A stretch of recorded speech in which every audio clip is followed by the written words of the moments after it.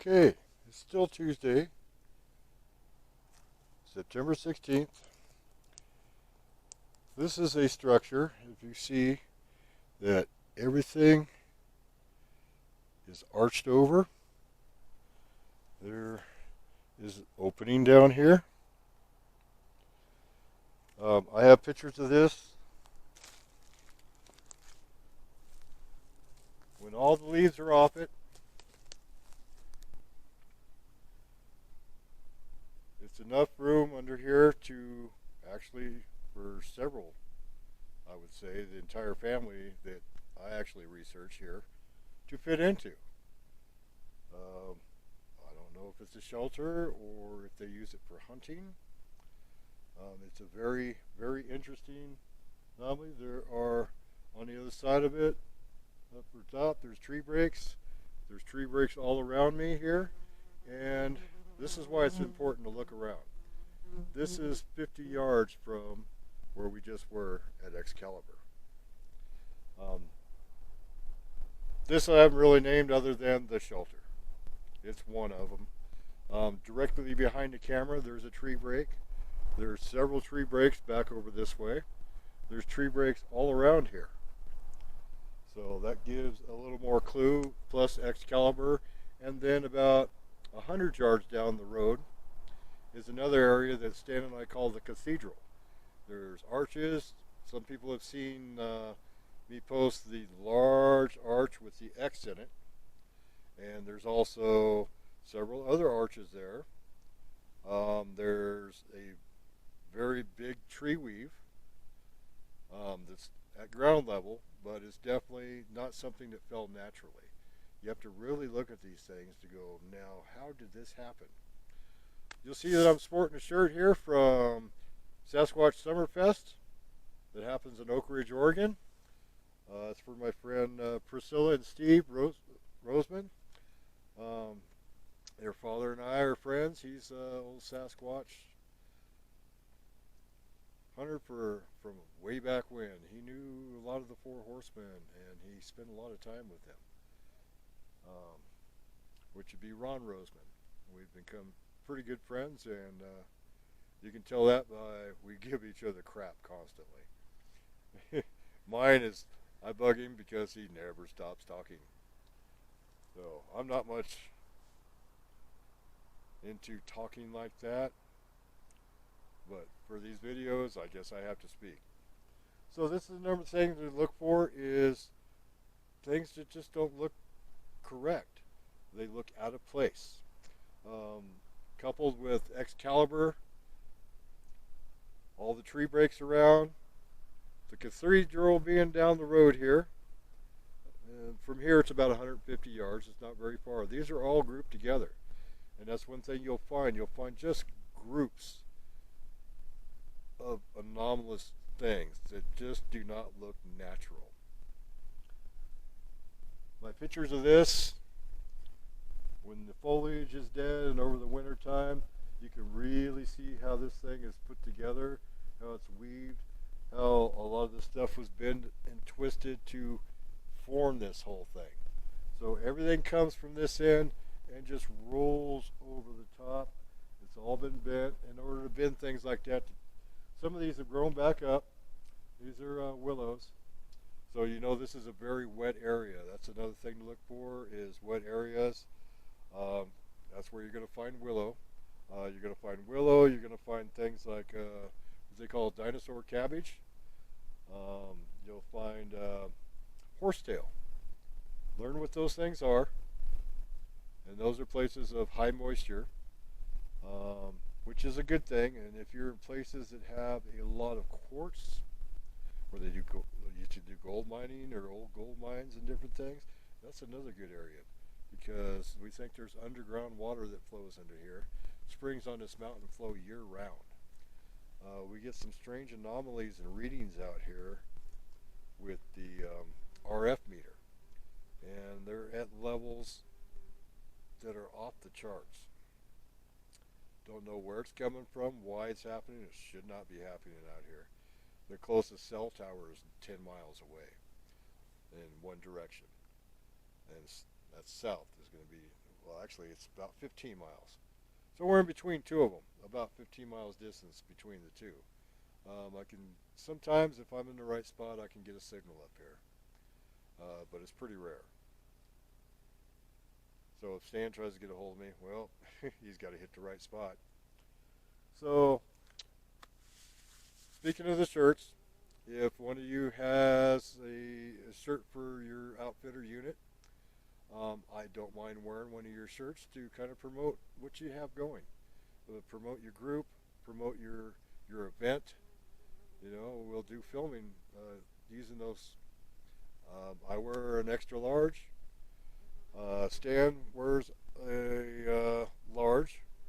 So you can just contact us through the Sasquatch Puzzle at yahoo.com, and we'll give you an address to send them to.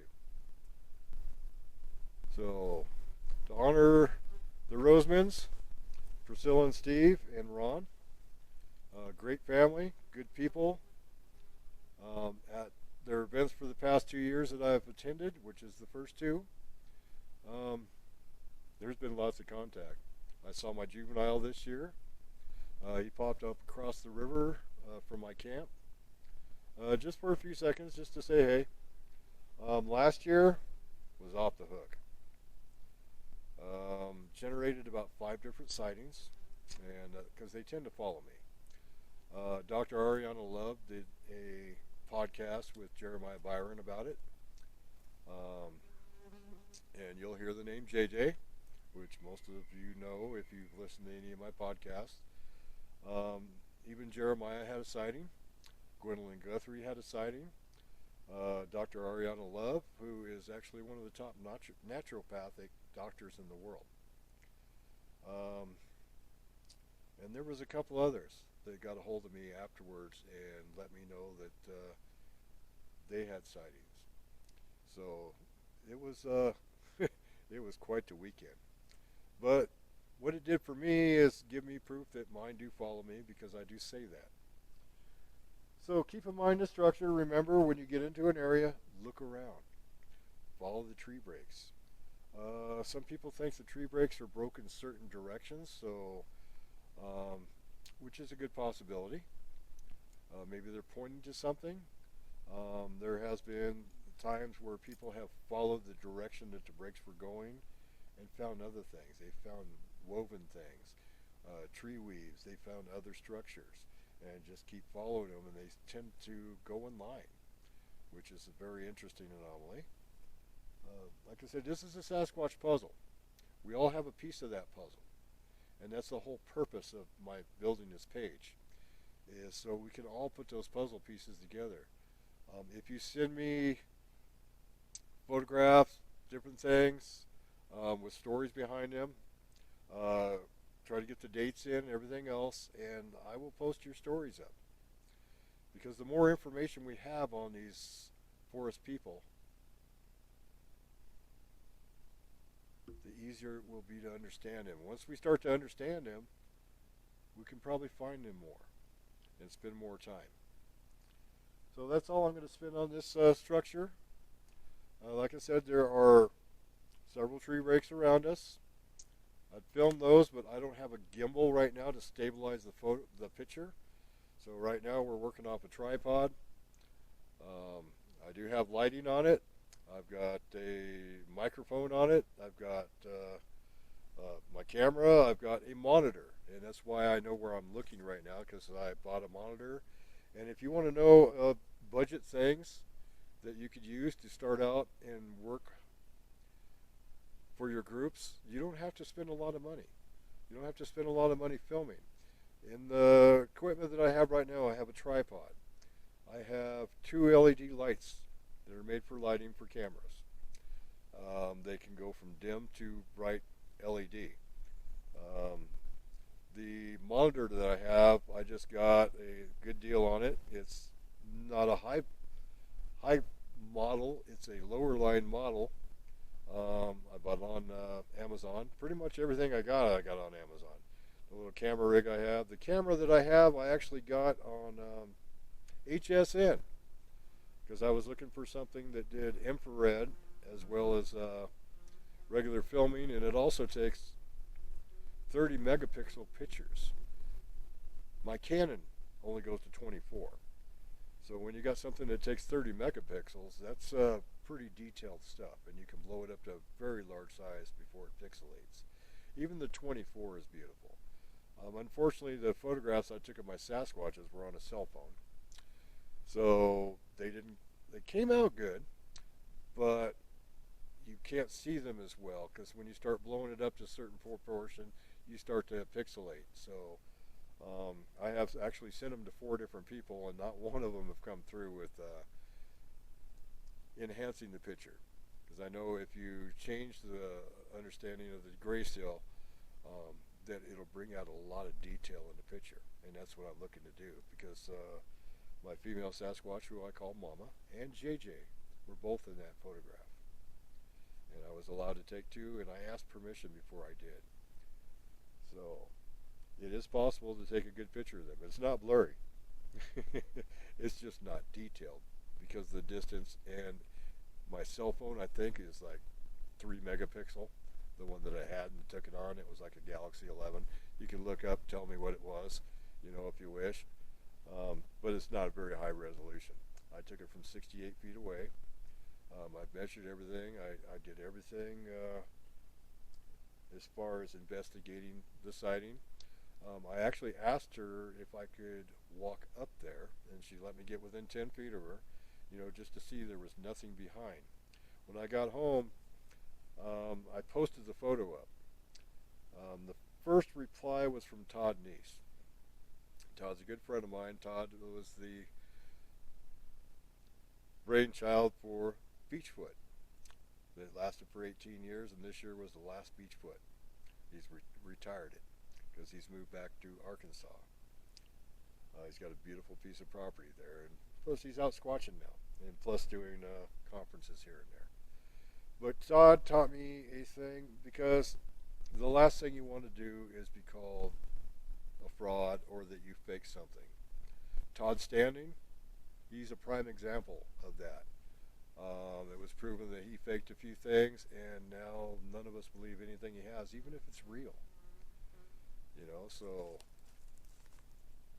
never, ever put yourself in a position where they can call you a fraud.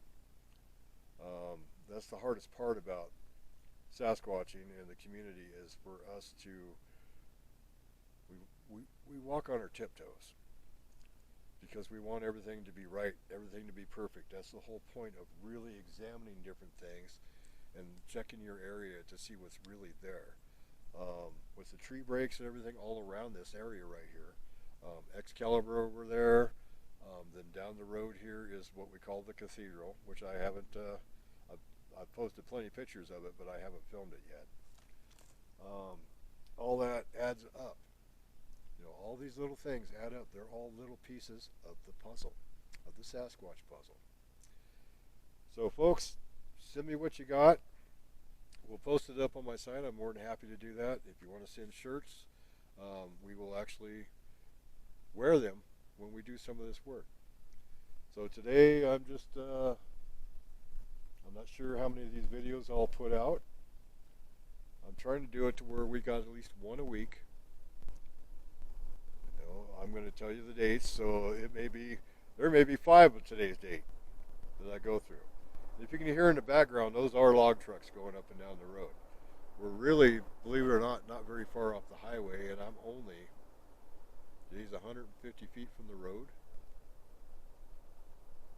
Sasquatches do come into towns. They do come close. They live closer than you think. They come in and they forage. Some of them just have gotten lazy. That's why it's real important, if you are gifting things, especially food, try not to gift them junk food, please. We don't want to get them hooked on things like that. They're out in the wild, it's not a good thing. We don't want to give them chemicals and garbage. Try to look for things that are organic. I did bring peanut butter with me today. That's a good thing to gift them. They like that. Take off the foil on the top of the peanut butter. Put that lid on nice and tight, because guess what? Take that lid off, it takes a pair of hands. And if you put it on nice and tight, raccoons got hands, and they can manipulate things, but if you put it on tight, they won't be able to get this lid off. So that's a good place to leave in a gifting area. Apples are great things, but you want to leave apples in like the spring or the late fall and wintertime. Why? Because they're not on the trees. You'd be amazed at how many apple trees are out here. Birds have flown over in their droppings and planted a seed, or people have thrown an apple core, or a hunter wandering around. Because one thing you'll find is people are pigs when they get in the woods. There is so much garbage left behind. I spend all my time picking it up. And you know what that does? And the Sasquatch people see you? It gains respect. They appreciate that.